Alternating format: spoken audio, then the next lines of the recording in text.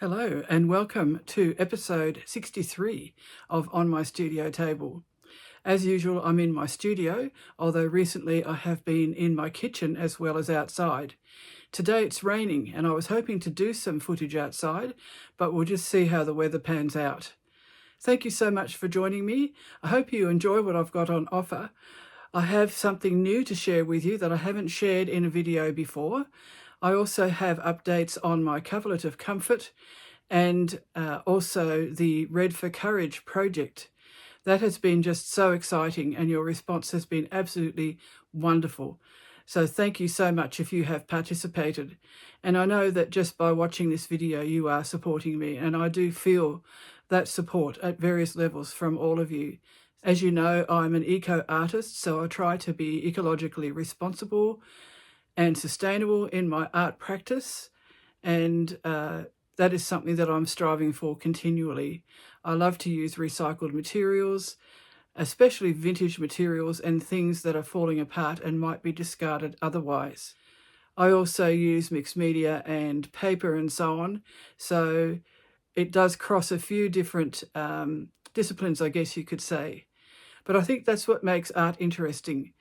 And also if it can express something about yourself, so in my case about me and about how you think, I think that makes the art unique and very special. So I just encourage you to listen to your intuition and to enjoy what you do, and try to silence that inner critic or even words that have been spoken to you in the past which have not been very helpful. We all have those experiences. We can allow them to take root, or we can decide, no, I don't need to listen to that. I'm going to move on and do things in the way that I feel is right for me. That's another thing that I'm hoping that you'll gain from this, that you'll gain that confidence in your own intuition. On that subject, I have made 2 trailers about workshops that I offer. I'm going to share one of them at the end. It has already been airing on YouTube and on Facebook and Instagram, but just in case you've missed it, I hope you enjoy that too.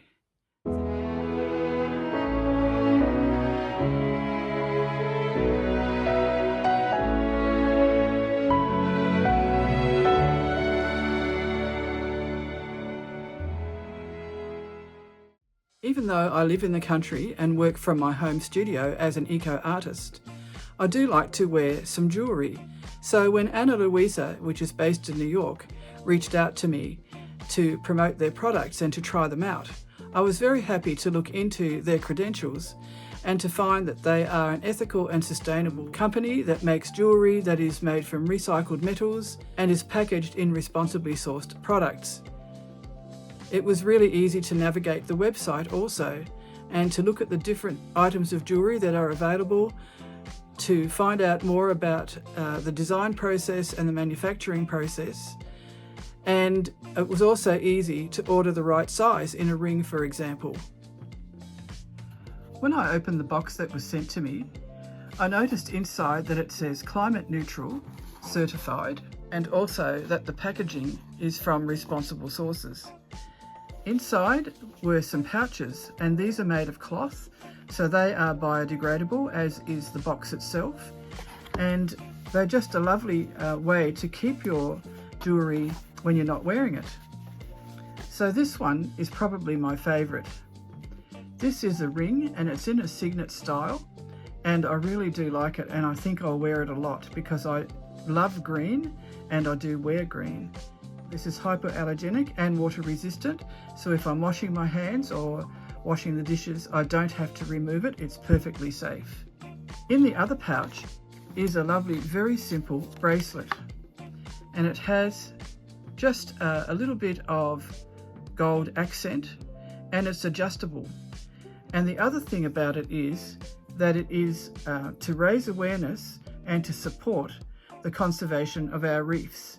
Inside there's a little card with a QR code that you can scan to find out a bit more about it. So I would definitely encourage you to go and have a look at the Ana Luisa website, and I will share the details in the description below also.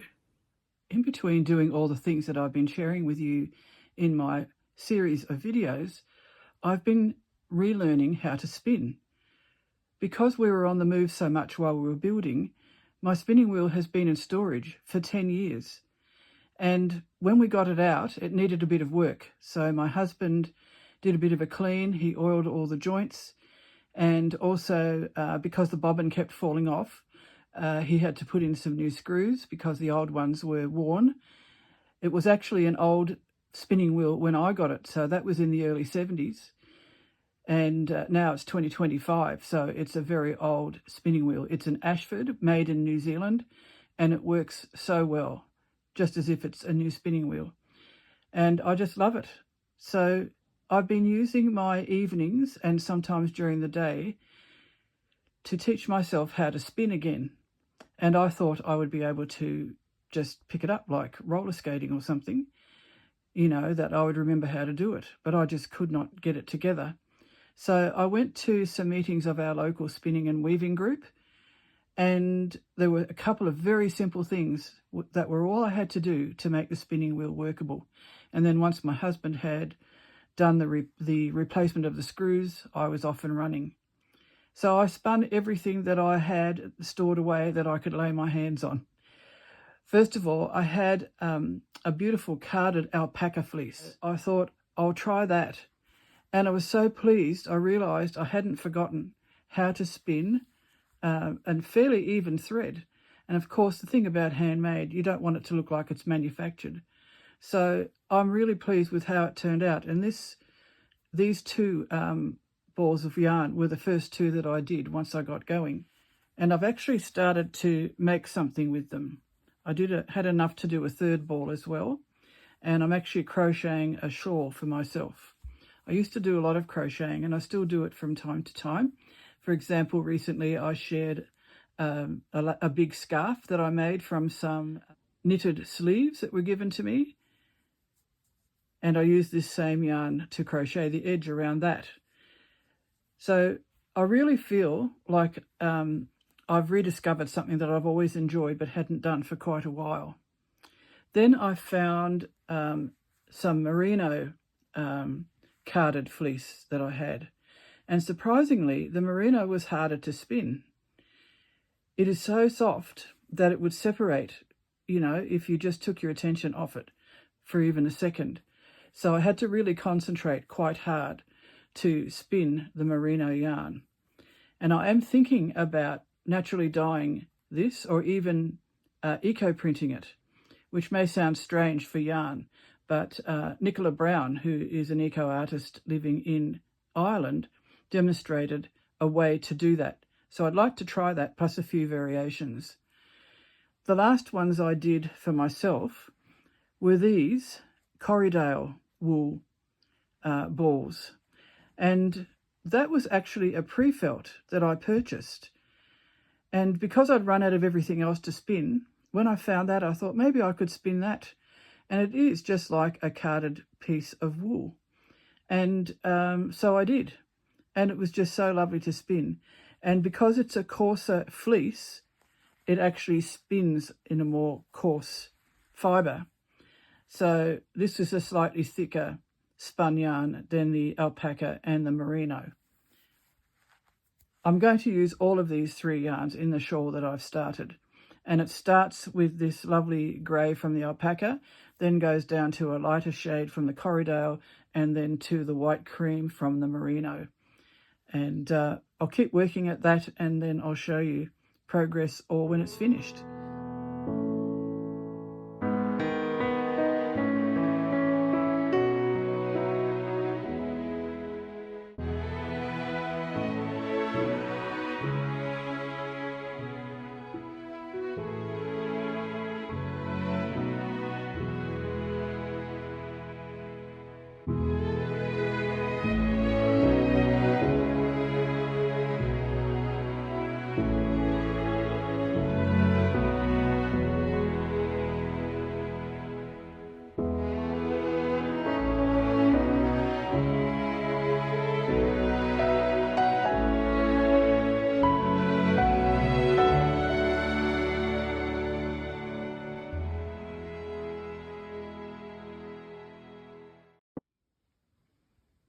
I've done quite a lot to the coverlet of comfort with Kathryn Chambers of K3N Cloth Tales since the last video.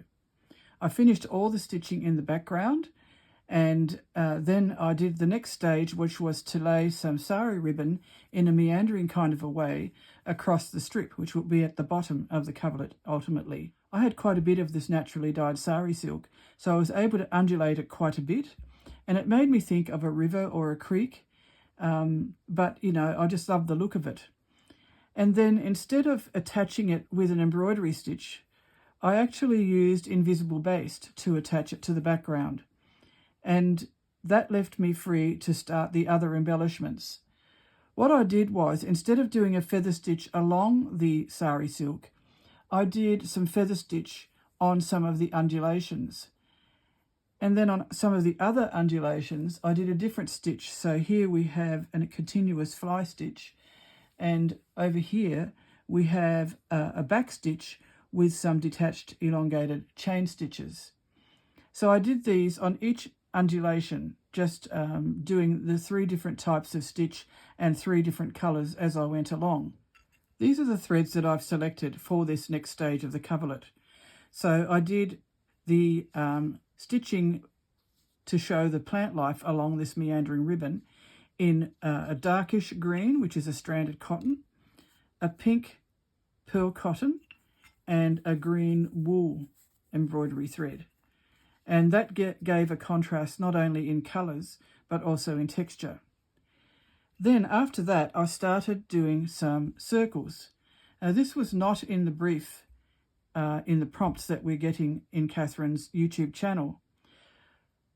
I just felt that because my meandering ribbon was deeper in the different sections, that it just seemed like circles would go really well in them.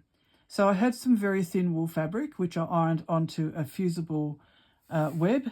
I think mine is Vlisafix, but you can get other brands as well. And I did 3 different sizes of circles. I drew onto the paper, ironed it onto the back of the cloth, and then cut out the circles. That's the easiest way to do it. And then I arranged them in groups of 3 in each section, so 3 different sizes in each section. I also saved the outer section of the circles because I actually use those as well. And I have shared before that I've used them in some of my earth painted, collaged and stitched pictures and in various other things as well. And they can add a very interesting element. I don't think that I'll be using them on this, but I'm certainly saving them so I can use them on something else. They still have some of the fusible paper behind, the fusible web, and so I can either leave them as they are or I can trim them off around there and then iron them on. So these have all been ironed on, and now I'm adding the stitching, and that's the bit that I'm really enjoying as usual. So the 3 colours that I'm using for that are these 3. So this is a cream cotton that I use quite a lot. This one is a very, very soft peachy pink and a baby blue. And they seem to be just the right colours to blend in, but also slightly contrast with the background. A while ago, I did a scroll called Galaxy, which you might remember, and I did a lot of circles on that, and they kind of represented the planets and the solar system. So I took inspiration from that for the stitching for my circles. And I'm going to use the same stitches for each set of 3, but I will vary which ones have which. For example, this cream coloured pearl cotton, I did the overcast stitch, then detached chain stitch, and then some running stitch in the middle. Here I'm doing it on the smaller one. There I did it on the larger one. This one has blue, and again I did the overcast stitch, then a kind of a V stitch, and then some straight stitches in the middle. And this one, apart from the overcast stitch, has pistol stitch scattered around it and partly across it. So I will do a similar thing in these, but I'll change the colours around for the stitches that I do, and that'll give it continuity. The next thing is to try and work out how to do the next prompt which Kathryn gave this week, and that is to do a kind of a DNA pattern on it. So that's like an interlinking chain, I guess you could describe it as, and I'm still thinking about that, how I'm going to incorporate it.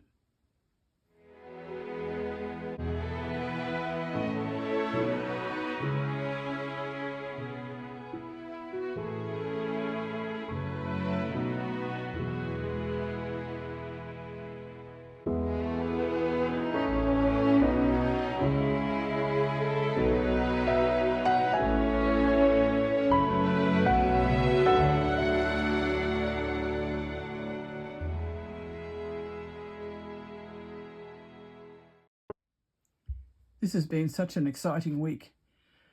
First of all, I actually invisibly basted 9 of the squares that were sent, including my own, some of my own, onto the scroll background. And I'm really loving how they look. And I'm going to also add other embroidery and so on around the squares, but I thought the important thing was to start stitching the squares down first. So this is how it looks so far.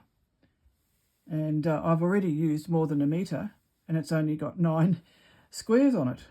So I can see that I'm going to have to add quite a bit more to this scroll. This square is from Jean from St Helens, and she explained to me the significance of the different things that she's put in it. And I just love how she's put that together.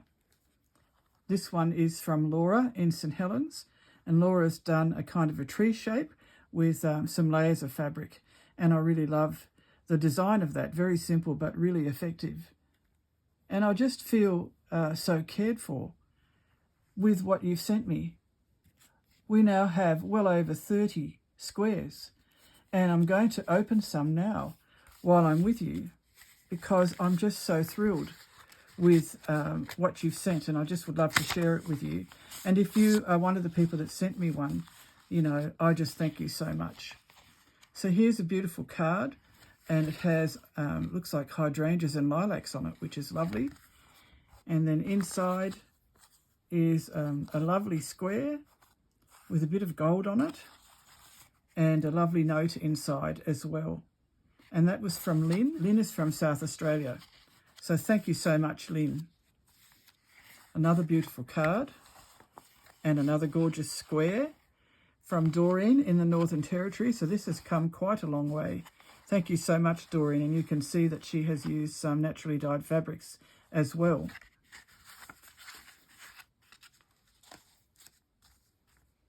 This might end up being a very long video. This one comes from Deloraine, and it's got splashes of red, green and orange in it. And thank you so much to Jill, who put a lovely note in as well.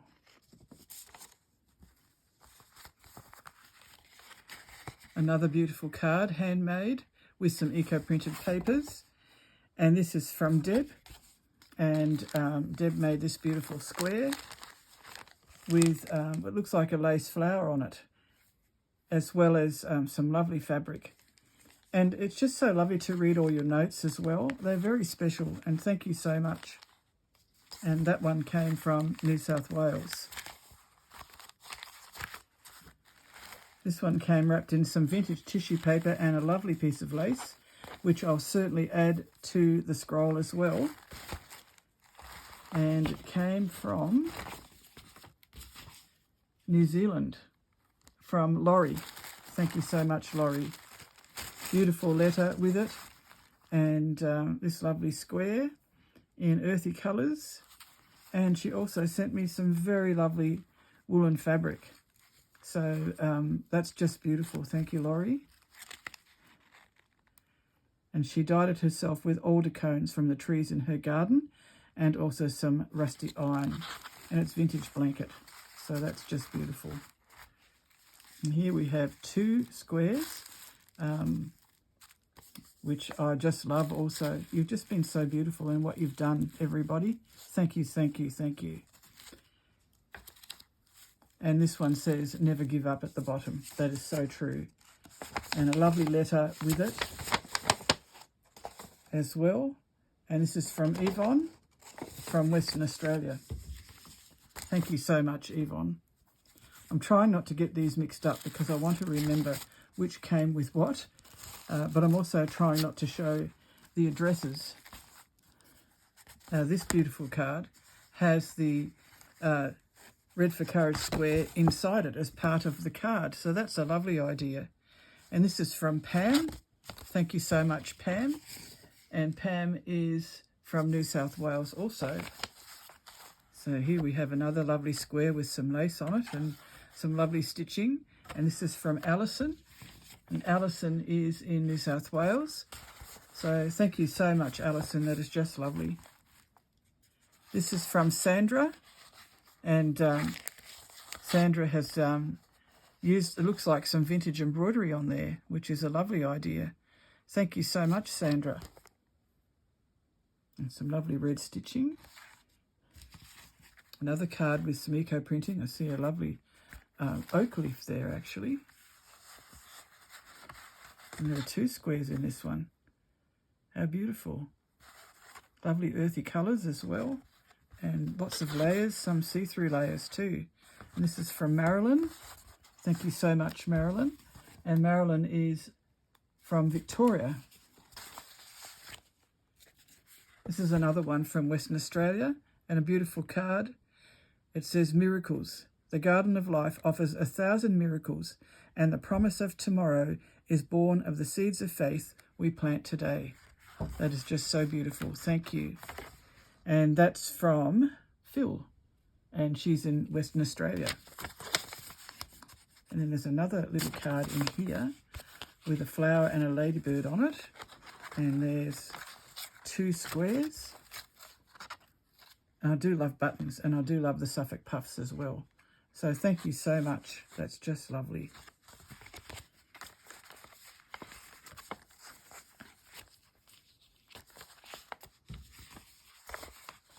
Dream a little dream. Isn't that lovely? And this is from Karen. And Karen has done some lovely squares. You can see that the scroll is going to have to be very long. And she's stamped the letters "Red for Courage" on each of the squares. And she's done 4 squares. How lovely. Thank you so much, Karen.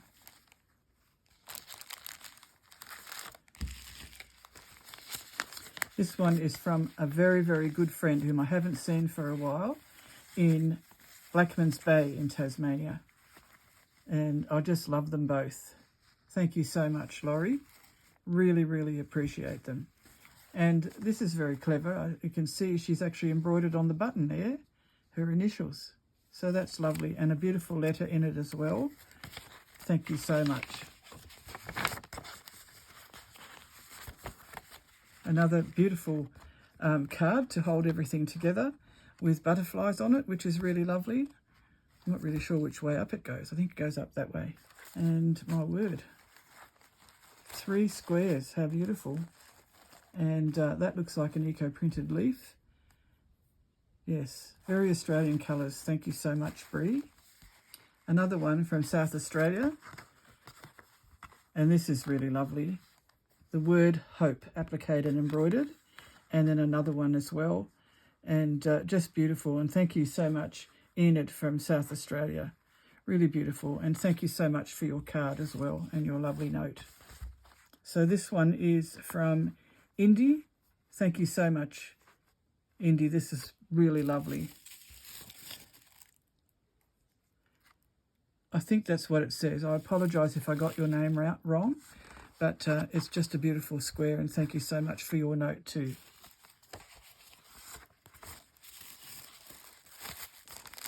And this one is from Pat in Victoria, and she sent me some extra fabric as well, which is lovely. And it's vintage fabric pieces bought at a market in a car park outside Paris. I hope they are of use. I am sure they will be of use. Thank you so much. That's just lovely. And I love your squares also, which I need to hold the right way up. Thank you very, very much for these. And I'll find a way to incorporate the fabric as well. Just lovely. Thank you so much. And I will definitely incorporate them into the scroll. I've had to zoom out a little bit because the pile is getting quite high, and it's just so much fun. I did open these when they arrived in the mail. I wanted to save them and not stitch them onto the scroll straight away to show you. So this is a beautiful little card as well with a little verse on it, woven in red, the fabric of healing and new beginnings. That's just beautiful, Marie. Thank you so much. And Marie has used some lovely pinks in her square. Just beautiful. Thank you so much. I so appreciate the thoughtfulness of these designs as well. you know, as well as the words and the kind thoughts and so on. Just the beautiful way that you've all arranged your fabrics and done your stitching. So beautifully done. And I know some of you have said that you are not really stitchers that are confident in your stitching. Some of you are experienced stitchers, but, you know, some of you haven't been confident, but you've been willing to have a go, which has been so lovely. This is from Gillian in Victoria. Thank you so much, Gillian, for your squares. They're beautiful. And just appreciate so much what you sent with this in the envelope with the squares. I just appreciate it very, very much. I have already thanked you privately, but thank you so much. Much, much appreciated. This one comes from Massachusetts in the USA, from Nancy. Thank you so much, Nancy. I so appreciate this. And thank you for thinking of me from across the miles. That's really lovely. This one comes from Queensland, and I love the way it has some gold picked out on that. That is just really beautiful. Thank you very much. So Barbara from Queensland, thank you for your square and for your lovely letter. Just beautiful. This is one from the ACT. Another lovely letter and a beautiful square. It's amazing, isn't it, when everyone has the same guidelines for what they need to make, and they're all so different. There are no two alike. It's just so lovely. And last but not least, I can't quite read where it's from, I'm sorry. The postcode is 4034.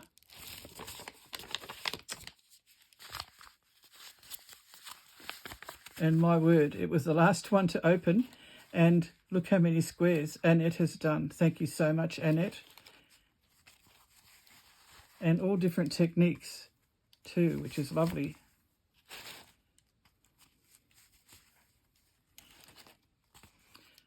There is so much talent out there, and I know some of you didn't know if theirs would be good enough to include, and I would definitely include every single one. And I don't think anyone is less beautiful than any of the others. I think they are all beautiful. And from the bottom of my heart, thank you, thank you, thank you. I will do my best this week to invisibly baste more and more of these squares onto the scroll, and I will gradually add more pieces to the scroll background as well. And I'll keep attaching them, and I'll keep adding fabric until we've included them all. I'm not going to leave any of them out. They're all so beautiful. I'm going to include them in the scroll. And then once I've done all that, then I'll start embellishing. And I'll be using some of the fabrics that some of you have sent me also. Thank you again. And next week, you'll see how much I've been able to do.